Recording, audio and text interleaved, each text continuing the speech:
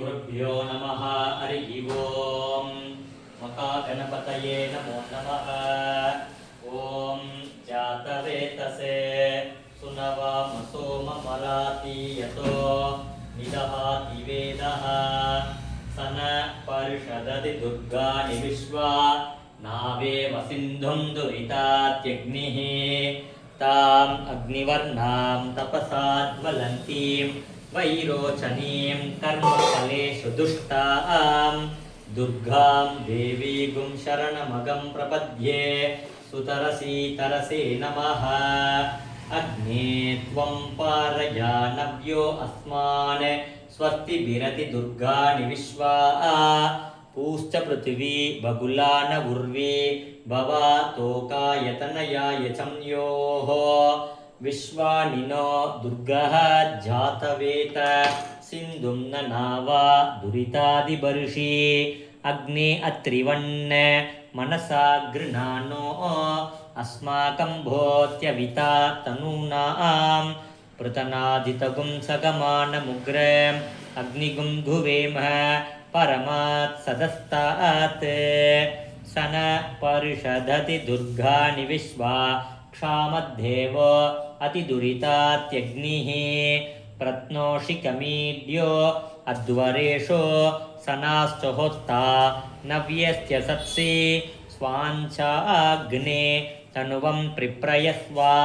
अस्मभ्यञ्च सौभगमायजस्व गोभिर्जुष्टं मयुजो निषिक्तं तवेन्द्रविष्णो रनुसञ्चरेम नाकस्य पृष्ठम् अभिसंवसानो वैष्णवीं लोक इहमादयन्तां कात्यायनाय विद्महे कन्याकुमारी धीमहि तन्नो दुर्गी प्रचोदयात्। ॐ नमस्तेस्तु महामाये श्रीपीठे सुरपूजिते चङ्गचक्रगताहस्ते महालक्ष्मी नमोऽस्तुते। नमस्ते गरुडारूढे टोलासुरभयङ्करी सर्वपापहरे देवी महालक्ष्मी नमोऽस्तुते। सर्वज्ञे सर्ववरते सर्वदुष्टभयङ्करी सर्वदुःखहरे देवी महालक्ष्मी नमोऽस्तुते। सिद्धिबुद्धिप्रदे देवी भुक्तिमुक्तिप्रदायिनी मंत्रमूर्ते सदा देवी महालक्ष्मी नमोऽस्तुते। आद्यन्तरगिते देवी आदिशक्तिमहेश्वरी योगजे योगसम्भूते महालक्ष्मी नमोऽस्तुते। स्थूलसूक्ष्ममहारौद्रे महाशक्तिमहोदरे महापापहरे देवी महालक्ष्मी नमोऽस्तुते।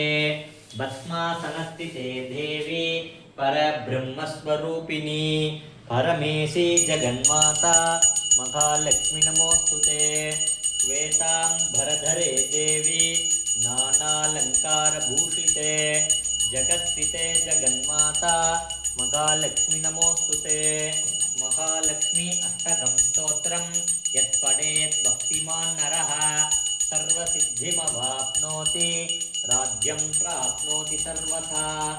एककाले पडे नित्यं महापापविनाशनं त्रिकालं यत्पडे नित्यं धनधान्यसमन्वितः त्रिकालं यत्पडे नित्यं महाशत्रुविनाशनं महालक्ष्मीर्भवे नित्यं प्रसन्ना वरदा शुभा महादेव्यै च विद्महे विष्णुपत्नी च धीमहि तन्नो लक्ष्मी प्रचोदयात्।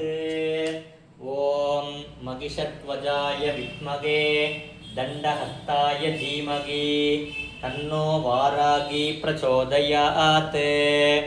ॐ ऐं क्लौं ऐं नमो भगवती वार्ताळि वार्ताळि वारागी वारागी वरागमुगि वरागमुगि अंदे अंदिनि नमः रुन्धे रुन्धिनि नमः जम्बे जम्बिनि नमः मोहे मोगिनि नमः स्तम्भे स्तम्भिनि नमः सर्वदुष्ट प्रतुष्टानां सर्वेषां सर्ववाक्चित्त चक्षुर्मुख कति जिह्वा स्तम्भनं गुरु गुरु शीघ्रं वस्य ऐं क्लौं ऐं टः टः टः टः हुं अस्त्राय पट् श्रीवारागी अम्बिकायै नमः कालभैरवाय विद्महे हरिहर ब्रह्मात्मकाय धीमहि तन्नो स्वर्ण आकर्षण भैरव प्रचोदयात् कालभैरवस्वामिने नमः वारागी अम्बाळ் स्वामिने नमः महालक्ष्म्यै नमः कर्पगविनायकस्वामिने नमः